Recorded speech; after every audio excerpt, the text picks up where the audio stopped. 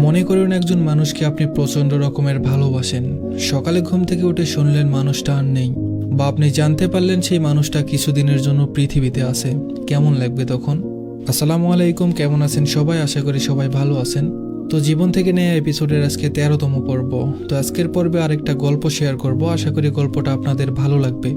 আজকের গল্পটা পাঠিয়েছে সিলেট থেকে সাইফুর রহমান নামের এক ভাই। তো চলুন বেশি দেরি না করে গল্পটা শুরু করা যাক। আমি সাইফুর রহমান, আমরা দুই ভাই দুই বোন। আর্থিক অবস্থা আলহামদুলিল্লাহ ভালো। আমি পড়ালেখার সুবাদে হোস্টেলে থাকি। আমার প্রিয় মানুষটার আগমন আমার জীবনে এক কল্পনা বিলাসী পরীর মতো।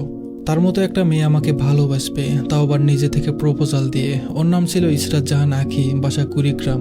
সে ছিল তার বাবা মায়ের আদরের সন্তান। তারা দুই বোন, সে বড়, আর ছোটটার বয়স 8 কি 9 মাস। একই ছিল পরিবারের বড় মেয়ে, খুব আদরের। তার বাবা ছিলেন ইউনিয়ন মেম্বার। ইন্টার সেকেন্ড ইয়ারে পড়তো সে। তার সাথে আমার পরিচয় অনলাইনে। টেলিগ্রামে একটা অনলাইন কাজের বিষয়ে কথা বলা শুরু হয়। কাজের বিষয় নিয়ে কথা হতে থাকে আমাদের, আর এভাবে সে আমার প্রতি দুর্বল হয়ে পড়ে। তারপর একদিন আমাকে বলে সে একটা ছেলেকে ভালোবেসে ফেলেছে, আর ওই ছেলেটা যে আমি তা প্রকাশ করে না। ইশারা ইঙ্গিতে অন্যভাবে বোঝাতে থাকে আমাকে প্রতিনিয়ত। আমি সেটা বুঝেও না বোঝার ভান করে থাকতাম। পরের দিন আমি ওকে বলি যে আমিও আমাদের পাড়ার একটা মেয়ের প্রেমে পড়েছি, তাকে খুব ভালো লাগে, কিন্তু তাকে আমার মনের কথা এখনো বলতে পারিনি। তুমি আমাকে একটা টিপস শিখিয়ে দাও, কিভাবে আমি তাকে আমার মনের কথাগুলো বলবো, যেহেতু তুমি একজন মেয়ে। এগুলো শোনার পর সে কেমন জানি অন্যরকম হয়ে পড়েছিল। আমার মেসেজের আর রিপ্লাই দিচ্ছিল না আগের মতো। পরে একটা মেসেজ করে বলে, আচ্ছা আজকে রাখি, আমার ভালো লাগছে না, কালকে কথা হবে। কিন্তু পরের দিন সকালে আমাকে আর নক দেয়নি। আমি অনেক সময় অপেক্ষা করে নিজেই নক দিলাম। পরে ওকে জিজ্ঞেস করলাম, তুমি যে ছেলেকে ভালোবেসে ফেলেছো তাকে তোমার মনের কথা বলে দাও। তখন সে বলে, আমি তাকে আমার মনের কথা বলবো ভাবছিলাম, কিন্তু ওই ছেলেটা আমাকে মনে হয় পছন্দ করে না, অন্য কাউকে ভালোবাসে। তখন আমি বললাম, তুমি কিভাবে জানলে? সে বলল, আমি তার স্বভাবে বুঝেছি সে আমাকে ভালোবাসে না। তখনও মুখ ফুটে বলে নাই যে সে আমাকে ভালোবাসে। তখন আমি ওকে জিজ্ঞেস করলাম, ওই ছেলেটা কি আমি? ও তখন বলে, না, তুমি হতে যাবে কেন, আর তুমি তো অন্য কাউকে পছন্দ করো। আমি আবার বললাম, ওই ছেলেটা কি আমি? হ্যাঁ অথবা না, যে কোনো একটা বলো। 3বার বলার পর একটা দীর্ঘশ্বাস ছেড়ে বলল, হ্যাঁ, আমি জানতাম ও আমাকে ভালোবাসে। আমি একটু স্বাভাবিক হয়ে বললাম, এই কথাটা এতদিন থেকে আমাকে বলছো না কেন? আসলে মেয়েরা একটু বেশি লাজুক হয়, তারা সহজে মনের কথা প্রকাশ করে না। তারা এটা চায় যে একজন ছেলে আগে থেকে তাকে প্রপোজ করবে। তো এইভাবেই আমাদের রিলেশনটা শুরু হয়। সে আমাকে অনেক ভালোবাসতো। সে সব সময় আগে থেকে আমাকে নক করতো। দিনরাত 24 ঘন্টার মধ্যে আমরা 2-1 ঘন্টা পর পরই কথা বলতাম। আমার সাথে কথা না বলে সে থাকতেই পারতো না। অফলাইনে থাকলে নাম্বারে কল করে অনলাইনে আসতে বলতো। এভাবে চলতে থাকে। মাঝে মধ্যে আমার উপর অনেক রাগ করতো, অভিমান দেখাতো। আবার আমি যদি অভিমান না ভাঙাতাম, নিজে নিজে আবার সব ভুলে আমাকে নক দিত। একবার এমন হয়েছিল, একদিন আমি বাড়ি থেকে হোস্টেলে আসার সময় অনলাইনে আসিনি। আমাকে হোয়াটসঅ্যাপে মনে হয় সারাদিনে 50-60 বার মেসেজ এবং কল করেছে। লাস্টের মেসেজগুলো অনেক অভিমান নিয়ে করেছিল।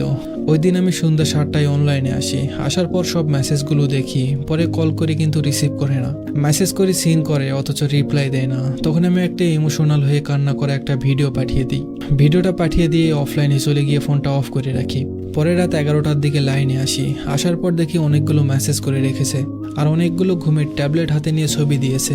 আর তার শেষ মেসেজটা ছিল, যদি মারা যায় তাহলে ক্ষমা করে দিও।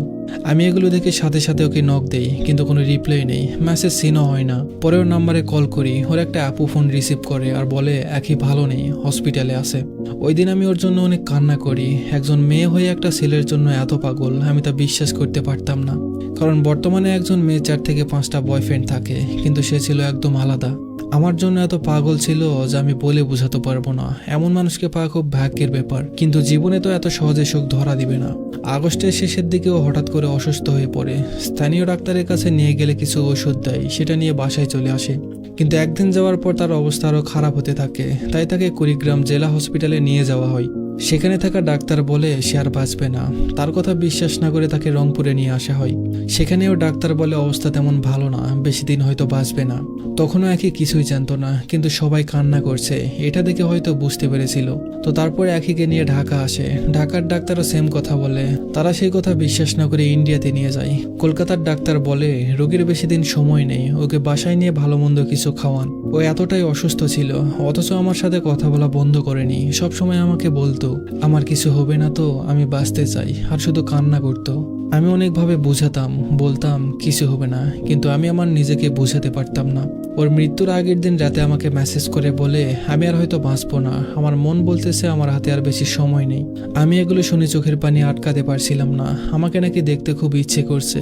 ভিডিও কল করে কান্না চেপে রেখে তার সাথে কথা বলছিলাম। সকালে উঠে দেখি অনেকগুলো মেসেজ করেছে। ও আমাকে বলে কাল রাত থেকে আমার পাগুলো অবশ হয়ে গেছে, হাতগুলো অনেকটা অবশ, ফোন ধরার শক্তি নেই। ওর একটা আপু ফোন ধরে আছে আর ও কাঁপা কাঁপা হাতে টাইপ করছে। ও আমার কাছে থেকে কয়েকটা কথা নেই, আমি যেন সেই কথাগুলো সারা জীবন রাখি। আমি আর কখনো কাউকে যেন কলিজা বলে না ডাকি। আমি যেন ভালো মেয়ে দেখে বিয়ে করে নেই, কোনোদিনও যেন পরিবার থেকে আলাদা না হই। ওর খুব শখ ছিল আমার ঘরে বউ হয়ে আসবে আর সারা জীবন আমার পরিবারের সবার সাথে এক হয়ে থাকবে।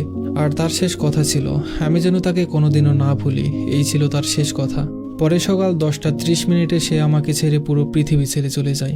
ও নাকি মারা যাওয়ার আগে আমাকে খুঁজেছিল। ওর মৃত্যুর খবর শুনে কান্না করতে করতে বেহুশ হয়ে পড়ি আমি। আমার আম্মু আমাকে অনেক বুঝিয়েছে। প্রায় 1 মাসের মতো অসুস্থ ছিলাম, এখন অনেকটা ভালো আছি। আমি কখনো স্বপ্নেও ভাবিনি আমার সাথে এমনটা হবে। আমার জীবনে একে পেয়ে সত্যি খুব লাকি মনে হতো নিজেকে। তার একটু বেশি কেয়ারিংয়ে আমি বিরক্ত হলেও পরে আবার নিজে নিজেই হাসতাম যে এমন একজন কেয়ারিং মানুষ আছে আমার জীবনে।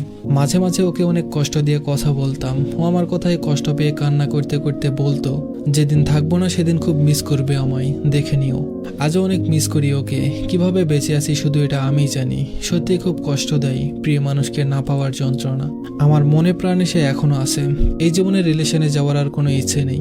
আমি জানি না আখির মতো কাউকে পাবো কিনা, তবে তার জায়গাটা হয়তো কাউকে দিতে পারবো না। আজ 3 মাস হলো আখি নেই। ওর শূন্যতা আমায় প্রতিনিয়ত কাঁদায়।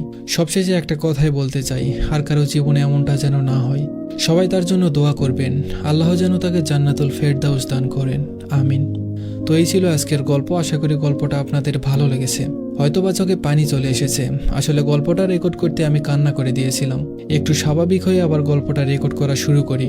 আসলে জীবন যেখানে যেমন, কোথাও রঙিন আবার কোথাও বড্ড বেরঙিন। জীবন আমাদের কোথায় কোন পর্যায়ে নিয়ে গিয়ে দাঁড় করাবে তা আমরা কেউ জানি না। তবে প্রতিটা মানুষের জীবনেই কষ্ট আছে, তাই বলে কষ্ট নিয়ে যে পড়ে থাকবেন এমনটা করা যাবে না। উঠে দাঁড়ান, নতুন করে বাঁচতে শিখুন, সমাজের সাথে তাল মিলিয়ে সুন্দর করে নিজের জীবন পরিচালনা করুন। জীবন সুন্দর, শুধু উপভোগ করতে শিখুন।